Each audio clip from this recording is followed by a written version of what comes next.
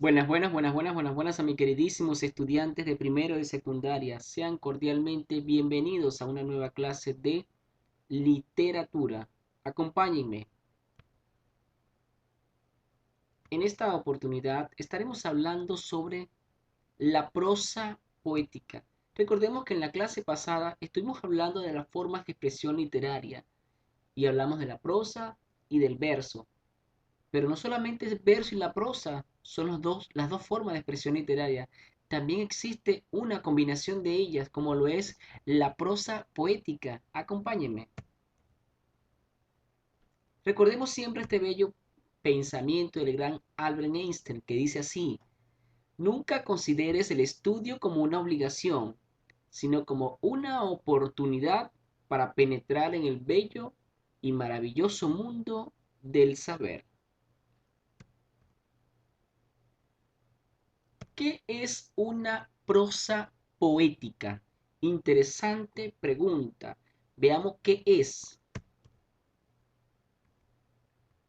Recordemos que la prosa poética también forma parte de una de las expresiones o de las formas de expresión literaria, es decir, una de esas formas en el que poeta puede expresar, escribiendo también a través no solamente del verso y de la prosa, sino también de la prosa poética, que no es más que una variedad de escritura lírica.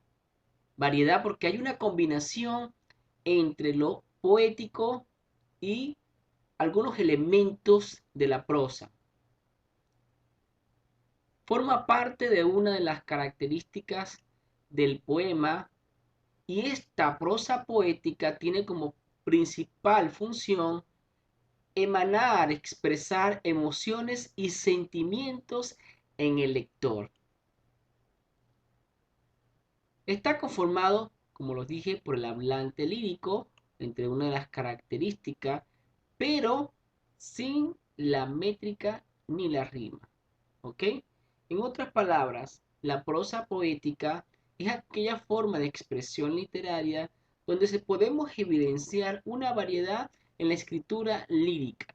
Variedad porque recordemos que tiene una estructura que ocupa todo el renglón. Esa estructura forma parte de la prosa, pero tiene todas las características principales de un verso o de un poema porque tiene como función principal emanar emociones y sentimientos en el lector, aunque su estructura a nivel de renglón, de cada uno de los renglones, tiene que ver con la prosa porque ocupa todo el renglón y esa característica forma parte de la prosa, donde toma en consideración las características del poema como el hablante lírico, la actitud lírica, si todos esos elementos forman parte de la prosa poética.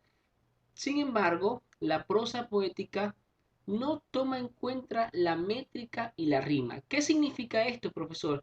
Que en ninguna prosa poética o en ningún texto que exprese la prosa poética vamos a ver que haya rima ni métrica. Es decir, esta prosa poética no se ajusta ni a la métrica, es decir, a la medida de los versos, ni mucho menos a la rima. Es decir, su texto no posee ni rima ni medida métrica, no se ajusta a las medidas.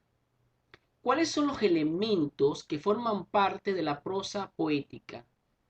Como les dije, su función principal es emanar, expresar emociones y sentimientos en el lector. Por lo tanto, los elementos que la conforman son el hablante lírico, la actitud lírica, el objeto lírico y el motivo lírico. Veamos, leamos esta prosa o este ejemplo, ¿no? Decimos, mi estrategia es en cambio más profunda y más simple. Mi estrategia es que un día cualquiera, no sé cómo ni sé con qué pretexto por fin me necesites.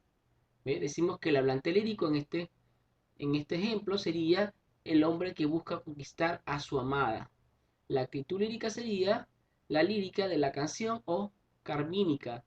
El objeto lírico sería, por supuesto, su amada y el motivo lírico su táctica y estrategia. ¿Cuál es la finalidad de la prosa poética? como les dije, tiene como función principal expresar emociones, sentimientos, impresiones por parte de o al lector directamente, ¿no? Dentro de los poemas, ¿ok? Recordemos que su finalidad, repito, es emanar sentimientos y emociones, impresiones al lector a través de el poema llamado prosa poética. Veamos un ejemplo. Aquí tenemos un ejemplo de lo que es una prosa poética. Si nos damos cuenta, fíjense que la estructura en cada uno de los renglones forma parte de la prosa, ¿no? Es una de las características de la prosa, no del poema. Otra característica de la prosa es que no tiene métrica ni rima. Por lo tanto, la prosa poética no se ajusta ni a la métrica ni a la rima, y esa es otra característica de la prosa.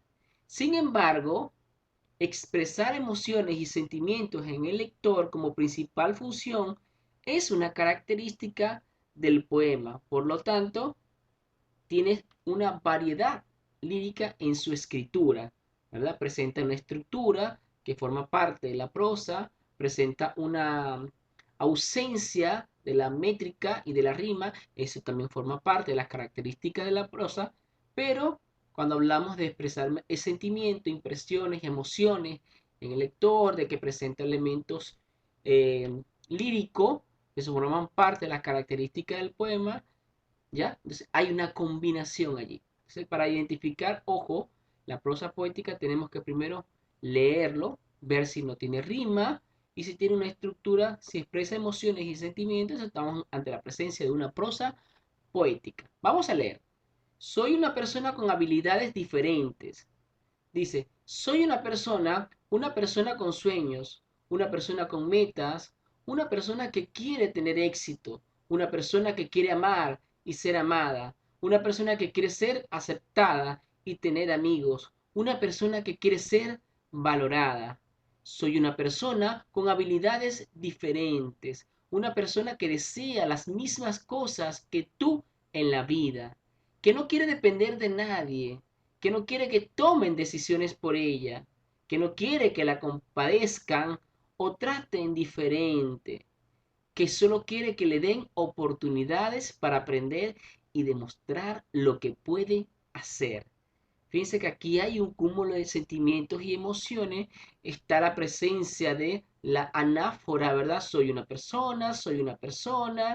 Esa repetición allí forma parte de la anáfora, que es un elemento también del poema.